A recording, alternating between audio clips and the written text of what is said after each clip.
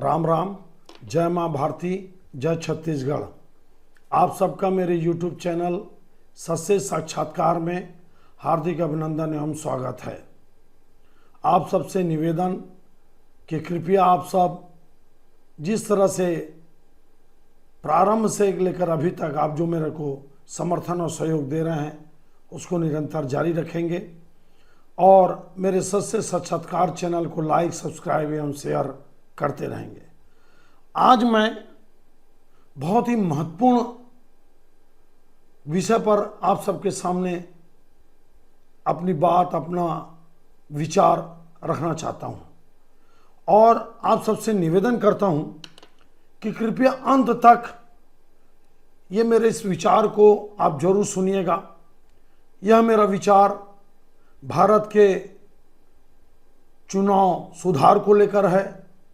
यह मेरा आकलन, विश्लेषण अभी तक की चुनावी व्यवस्था को लेकर है, चुनावी चंदे को लेकर है और कुछ दिनों से जो खबर सुर्खियों में बना है इलेक्टोरल बॉन्ड के बारे में, उसके बारे में भी मैं अपनी एक स्वतंत्र राय रखना चाहता हूं। देखिए आप, पहले मैं चुनाव सुधार पर चर्चा करता हूं। पिछले आज़ादी के बाद से कांग्रेस पार्टी का लगातार सत्ता रहा। नेहरू जी लगभग 17 साल पीएम बने, शास्त्री जी बने, इंदिरा गांधी जी बनी, राजीव गांधी जी बने, नरसिम्हा राव जी बने, मनमोहन सिंह बने। आप जोड़ते जाइए कितने साल तक थे। शुरुआत में जब देश आज़ाद हुआ तो कांग्रेस पार्टी को कोई चुनौती नहीं थी, बिल्कुल चुनौती नहीं थी, क्योंकि इतनी साधन संपन्न, इतनी ताकतवर पार्टी कांग्रेस पार्टी, विचारधारा के आधार पर भी विपक्षी दल उस समय जो जनसंघ थे, कम्युनिस्ट पार्टी थी, प्रजा सोशलिस्ट पार्टी थी और भी बड़े बड़े दल थे, समाजवादी दल था, लेकिन चाहकर भी ये लेवल फील्ड मतलब मैदानी में बराबर मैदान ना होने के कारण न तो उनके पास साधन थी, न संपन्नता था, न ऐसे कार्यकर्ता थे, न इतना बड़ा नेटवर्क था, ये लड़ नहीं पाए। और लगातार चाहे जैसे भी प्रत्याशी हो, चाहे जैसी भी पार्टी हो, चाहे जैसा भी सरकार हो, कांग्रेस की सत्ता आज़ादी के बाद से लेकर निरंतर चलती रही। 1980 में भारतीय जनता पार्टी का गठन होता है। उसके पहले जनता पार्टी की एक सरकार जरूर बनती है, बीच बीच में थोड़े बहुत उथल पुथल जरूर होते हैं, लेकिन जनता पार्टी, जनता दल को आप छोड़ दें तो मेरे को लगता है कि चुनौती देने की स्थिति में कोई नहीं था। और आज भारतीय जनता पार्टी को चुनौती देने वाले इस देश में सब मिल गए। लगभग इंडी गठबंधन जो बना, कांग्रेस से लेकर कम्युनिस्ट का सभी धड़ा, सीपीआई, सीपीएम, माले सब, एनसीपी से लेकर शिवसेना से लेकर टीएमसी से लेकर सपा से लेकर बसपा से लेकर जितने भी डीएमके से लेकर एआईडीएमके को लेकर आपका मुस्लिम लीग से लेकर जितने दल हैं, मैं इस बारे में एक आपके सामने एक राय रखना चाहता हूं। अगर ये बात आपको सही और उचित लगे तो आप सब इसको ज्यादा से ज्यादा तक पहुंचाइएगा। मैं चाहता हूं कि ये जो छाप वाली राजनीति है, पार्टी भले रहे, ध्यान से सुनना आप, ये जो छाप वाली राजनीति है ना, इस राजनीति पर रोक लगनी चाहिए। कहने का मतलब, भारतीय जनता पार्टी का कोई भी प्रत्याशी सबको आप कमल छाप पे वोट दो, कमल छाप पे चुनाव पे खड़ा हो, इस पे रोक लगनी चाहिए। कांग्रेस पार्टी का कोई भी प्रत्याशी हो, पंजा छाप पे रोक लगनी चाहिए, या साइकिल छाप पे रोक लगना चाहिए, या जो घास फूस फूल का है टीएमसी का, उस पर रोक लगना चाहिए, या संघ छाप है बीजेडी का, उस पर रोक लगना, दो पत्ती आईडीएम के पे है, उस पर रोक लगना चाहिए, तीर धनुष उस पर रोक लगना चाहिए। मैं सभी की बात कर रहा हूं, एक पार्टी की बात नहीं कर रहा हूं। हाथी छाप पे रोक लगना चाहिए। क्यों? आपको मैं बताता हूं। मेरे मन की धारणा, मेरे मन का विचार मैं आपके सामने रखना चाहता हूं। इनका एक अपना संगठन इतना ताकतवर बन गया है, इस छाप से लोग इतना जुड़ गए हैं, भावनात्मक रूप से जुड़ गए, या परिवार के कारण जुड़ गए, या रिश्तेदारी के कारण जुड़ गए, जब देश आजाद हुआ तो ये चर्चा चली संविधान सभा में कि जो चुनाव होगा उसमें नाम रहेगा और कैंडिडेट का फोटो रहेगा। तब कुछ राजनीतिक दलों ने बात बोला कि हमारे देश में लिटरेसी रेट बहुत अच्छी नहीं है। ये पहले चुनाव की बात कर रहा हूं आपको मैं, 1952 की, बहुत अच्छी नहीं है, तो क्यों ना हम एक छाप का प्रावधान करें और जब लिटरेसी रेट बढ़ जाएगी तब ये छाप को हटा देंगे। लेकिन आपको मैं बताऊं, आज जब हम लोग एकदम हमारी लिटरेसी रेट एकदम हायर हो गई, 90-95% के आसपास हो गई, हम नेट के ज़माने पे चल दिए, हम इलेक्ट्रॉनिक के ज़माना में चल दिए, हम दुनिया के सबसे बड़े इंटरनेट के यूज़र बनते जा रहे हैं, बन गए हैं, तब मेरा कहना यह है कि क्यों ना ये छाप को हटा दिया जाए और सिर्फ व्यक्ति के फोटो, जो कैंडिडेट है उसके फोटो में और उसके नाम पे चुनाव हो, भले वो किसी भी राजनीतिक दल का हो। इससे क्या होगा मालूम आपको, बराबर का लेवल फील्ड मिल जाएगा। मतलब अगर कोई निर्दलीय लड़ रहा है तो वो भी अपने नाम से लड़ेगा, कोई पार्टी का कैंडिडेट लड़ रहा है वो भी अपने नाम से लड़ेगा।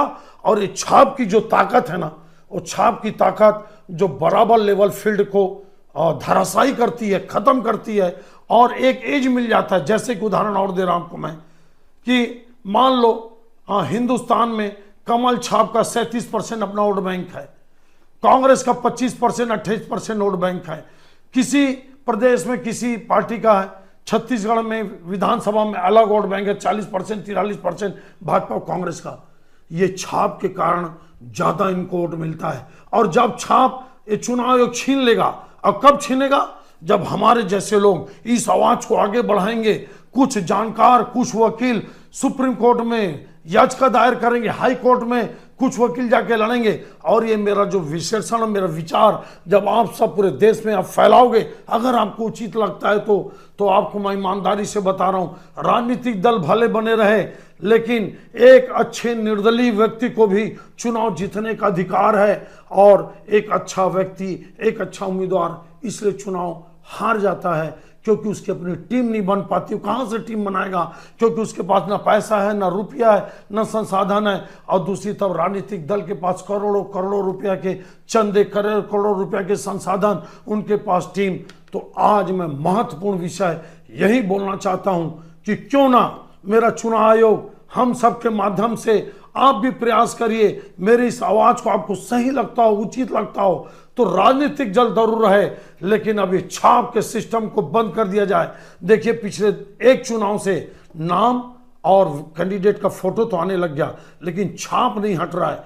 हम सबको ये आंदोलन चलाना पड़ेगा विचारधारा के आधार पे, मूवमेंट के आधार पर, कि छाप को खत्म किया जाए। कोई कमल छाप नहीं, कोई पंजा छाप नहीं, कोई साइकिल नहीं, कोई हाथी छाप नहीं, कोई तृणमूल नहीं, कोई शंख नहीं, कोई दो पत्ती नहीं, कोई तीर धनुष नहीं, कुछ नहीं, सिर्फ नाम, व्यक्ति का फोटो, बस। इसके आधार पर अगर चुनाव होने लगेगा तो अच्छे अच्छे राजनीतिक दल के होश ठिकाने लग जाएंगे और गरीब का बेटा और अच्छा व्यक्ति फिर सांसद भी बनेगा और विधायक भी बनेगा और परिस्थितियां बनेंगी। आप कमेंट्स करके जरूर बताना। और मैं आपसे निवेदन करता हूं कि अगर मेरे व्यूअर्स में कोई वकील है तो इस पर वो आगे बढ़े, सेशन कोर्ट में, लोअर कोर्ट में, हाई कोर्ट में, सुप्रीम कोर्ट तक अपने संपर्कों के जरिए पूरे देश में इस विचार को पहुंचाए और इस बात को आगे बढ़ाए। तब आनंद आ जाएगा, तब लोकतंत्र और मजबूत होगा, ऐसा मेरा मानना है। अब मैं बात करता हूं जो इलेक्टोरल बोर्ड पर चर्चा चल रही। अभी तक का क्या नियम था, 20,000 के नीचे अगर कोई कैश दे रहा है तो उसका नाम नहीं बताया जाएगा, ना उसका नाम लिखा जाएगा, वो गोपनीय रहेगा।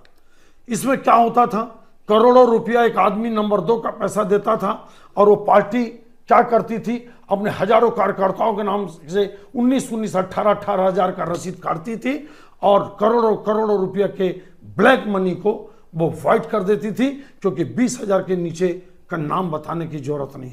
कम से कम इलेक्टोरल बोर्ड जो चुनाव आयोग चालू किया, ठीक है, बताना चाहिए। लेकिन अभी क्या लोचा चल रहा है, देखिए आप क्या समस्या। सबसे ज्यादा किसको पैसा मिला, 6,000 करोड़ के आसपास भाजपा को। सेकंड नंबर में कौन है, तृणमूल कांग्रेस 1600 करोड़।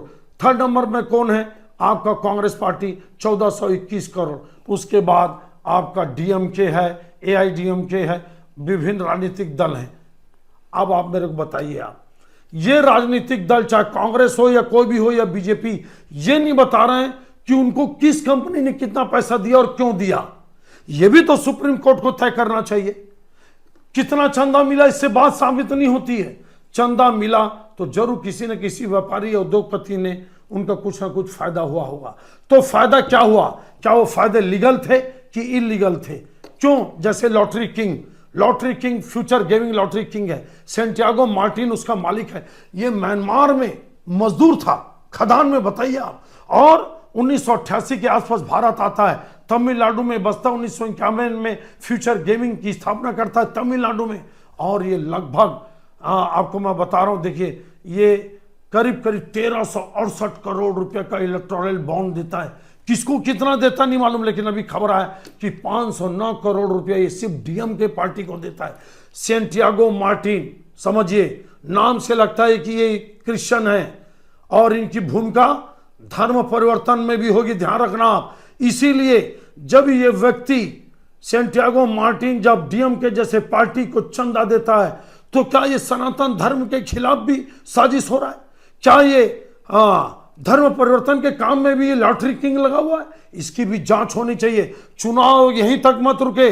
आखिर ये जितने भी बड़े उद्योगपति, चाहे पिरामल ग्रुप हो, मदन लाल ग्रुप हो, ग्रासिम इंडस्ट्रीज हो, मुथूट फाइनेंस हो, जितने लोग हैं, इन लोगों ने किस पार्टी को कितना चंदा दिया? पार्टी नहीं, कांग्रेस पार्टी भी नहीं बता रही। देखिए आप, भारतीय जनता पार्टी तो साफ मना कर दी कि हमको जो चंदा मिला है वो भारत सरकार के संविधान के कानून के तहत मिला है, उस नाम को हम नहीं बताएंगे। लेकिन जो विपक्षी दल जो हल्ला कर रहे हैं, उनको बताना चाहिए कि उनको किस किस जो आपको पैसा मिला, वो पैसा किस किस कंपनी ने, किस किस इंडस्ट्री से। मेगा इंजीनियरिंग ये पावर प्रोजेक्ट का काम करती है, डैम का काम करती है, एलएनटी को पछाड़ कर आगे आ गई। आखिर इसने किसको पैसा दिया? किसने इसने टेंडर हथिया है? क्यों काम लिए? क्यों इसने राजनीतिक दल को पैसा दिया? किसी भी राजनीतिक दल को? क्या इसकी जांच नहीं होनी चाहिए? क्या सुप्रीम कोर्ट यहीं तक चुप हो जाएगा? क्या हमको बस इतना जानने को अधिकार है कि किस पर? फिर भारतीय जनता पार्टी 15-16 राज्यों में राज कर रही है। सुनते जाना मेरी बात को आप। लोग मेरे को बोलते हैं कि मैं भाजपा की बात करता हूं, लोग बोलते हैं कि मैं भाजपा का दलाल हूं, कुछ लोग बोलते हैं कि मैं भाजपा का प्रवक्ता हूं। मेरे को विधानसभा जब चुनाव का विश्लेषण कर रहा था छत्तीसगढ़ का, तब भी ये बोला गया, भाई मेरे जो जमीन में दिखता है मैं बोलता हूं। मैं 7-8 महीने से बोल रहा था कि भाजपा की सरकार बन रही है। अगर भाजपा की सरकार नहीं बन रही होती तब आप मेरे को बोलते कि मैं भाजपा का प्रवक्ता हूं या हूं। जो मेरे को जमीन में दिखा कि सरगुजा में कांग्रेस हार रही है, बस्तर में कांग्रेस पिछड़ गई, रायपुर की 7 सीट एक मेयर के कारण कांग्रेस दिक्कत में है, क्यों हार रही है कांग्रेस ये भी बताया, किस लिए हार रही ये भी बताया। फिर मैं कैसे कांग्रेस बीजेपी का प्रवक्ता या बीजेपी का दलाल बन सकता हूं? क्या मेरे को जो जमीन में दिख रहा है वो ना बोलूं? क्या मेरे को जो सच्चाई दिखती है वो ना बोलूं? आज अगर मैं बोलता हूं कि पूरा चुनाव लोकसभा 2024 का मोदी जी के आभा मंडल के आसपास होगा, मोदी जी एक तरफ, मोदी जी और एक तरफ मोदी जी को हटाने के लिए विपक्षी दल, क्या इस पर अगर चुनाव हो रहा है, क्या मोदी जी बहुत आगे हैं रणनीति में, प्लानिंग में, मैनेजमेंट में, तो क्या मैं भाजपा का प्रवक्ता हो गया? आज आपको मैं बता रहा हूं ईमानदारी से, मैं भाजपा का 5 रुपए का मेंबर भी नहीं हूं। विचारधारा मेरी हो सकती है सनातनी, विचारधारा मेरी हो सकती है राष्ट्रभक्त की, डंके के चोट पे है, लेकिन जब मैं विश्लेषण करता हूं तो ईमानदारी से मैं सच बोलने का प्रयास करता हूं और जो जमीन में दिखता है मैं वो बोलने का प्रयास करता हूं। छत्तीसगढ़ में हमेशा बीजेपी, जब मोदी जी नहीं थे तो भी 10 सीट जीती, 11 में, अभी 9 जीती। अगर मैं बोलता हूं कि 10 का 10 और 11 के 11 में बीजेपी फिलहाल आगे है, लड़ाई कैसे होगी वक्त, उत्तर प्रदेश में बीजेपी की सीट बढ़ेगी, अगर मैं ये बोलता हूं तो मेरे को जमीन में दिख रहा है, इसलिए मैं बोल रहा हूं। ये भाई मेरे आपके सब मैं कमेंट्स को पढ़ता हूं और मैं सच बोलना कभी नहीं छोड़ूंगा। आपके गाली का स्वागत है, आपके हर कमेंट्स का स्वागत है, लेकिन मेरी इस आज जो मैं विश्लेषण कर रहा हूं इलेक्टोरल बोर्ड पे, सिर्फ सुप्रीम कोर्ट का काम यहीं तक खत्म नहीं होना चाहिए। आज भारतीय जनता पार्टी के 303 सांसद हैं, उसके बाद 6000 करोड़ ले रही है, लेकिन टीएमसी उसके 22 सांसद वो पैसा ले रही है करीब करीब आपका 1600 करोड़ रुपया। बताइए आप, सिर्फ एक स्टेट में कांग्रेस के 3 या 2 या 3 स्टेट में सरकार, उसको मिला 1421 करोड़ रुपया, उसके 52 सांसद, राज्यसभा को छोड़ दीजिए, और एक एक स्टेट में जिसकी सरकार है, जिसकी स्टेट में सरकार नहीं है, वो भी 400 करोड़ का चंदा लिया। चाहे आपका टीडीपी हो, चाहे आपका उद्धव ठाकरे की शिवसेना हो, चाहे आपका अखिलेश यादव जी हो, चाहे कोई भी पार्टी हो, ये जब 400-500 करोड़ का चंदा लेते हैं, ना इनके ठीक से सांसद हैं, ना इनकी सरकार है, और भारतीय जनता पार्टी तो इतनी बड़ी, तो आप कंपेयर करके देखना। और फिर मेरा कहना, जांच इस बात पे होना चाहिए कि जिन लोगों ने चंदा दिया वो क्यों दिया और उन्होंने क्या फायदा उठाया। जिसको भी चंदा दिया, जिस सरकार को दिया, जिस पार्टी को दिया, उससे क्या फायदा उठाया, और अगर फायदा उठाया और लीगल फायदा उठाया तब तो मेरे को कोई आपत्ति नहीं है। अगर पैसा देकर लोगों ने गलत काम कराया तो सुप्रीम कोर्ट को इस विषय पर आगे बढ़ना चाहिए और एक एक बात जनता के सामने रखना चाहिए कि किस कंपनी ने किस पार्टी को कितना चंदा दिया। ये बात अभी तक सामने नहीं आई। इन लोगों ने इलेक्टोरल बॉन्ड खरीदा, यहीं तक बात सामने आई है। किस पार्टी को कितना पैसा मिला, ये बात सामने आई है, लेकिन किस कंपनी ने किसको कितना पैसा दिया, ये बात सामने नहीं आई है। ये सामने आना चाहिए, लेकिन जो गोपनीय है वो गोपनीय रहना चाहिए। अगर किसी कानून के तहत कोई अगर गुमनामी से पैसा दिया है तो उसके भी सम्मान की रक्षा होना चाहिए। चुनाव सुधार को लेकर मेरा जो आकलन, ये विश्लेषण आपको कैसा लगा और इस विषय पर मैं जरूर बताऊंगा।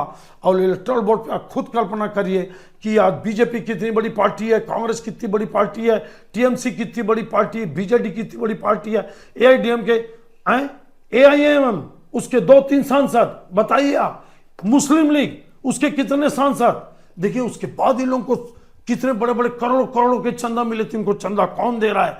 क्या देश को नुकसान करने वाले, देश की सभ्यता और वैदिक संस्कृति को नुकसान करने वाले किसी दल को भी पैसा मिल रहा है? सबकी जांच सुप्रीम कोर्ट करे और दूध का दूध पानी करे, और जो भी पार्टी दोषी हो उसके खिलाफ सुप्रीम कोर्ट एक्शन ले।